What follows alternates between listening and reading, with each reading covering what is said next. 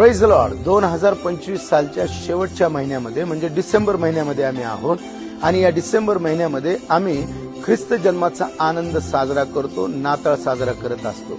परंतु नाताळ साजरा करत असताना आम्हाला एक गोष्ट लक्षात ठेवणं गरजेचं आहे की देवाची योजना पूर्ण होण्याकरिता मानवाला आज्ञापालन करावी लागलेली आहे. देव जे सांगतो त्या गोष्टी त्याला प्रार्थनापूर्वक मान्य करून पाळाव्या लागलेल्या आहेत. त्याद्वारे देवाची योजना या मानवजातीसाठी पूर्ण झालेली आहे.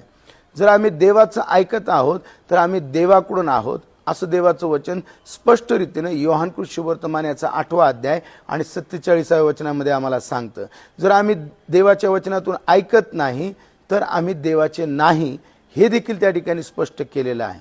जर आम्ही देवाच्या वचनाचं ऐकत आहोत तर आम्ही देवाचे आहोत, जर आम्ही देवाच्या वचनाचं ऐकत नाही तर आम्ही देवापासून नाही हे स्पष्ट होतं. आज आम्ही कोणाचे आहोत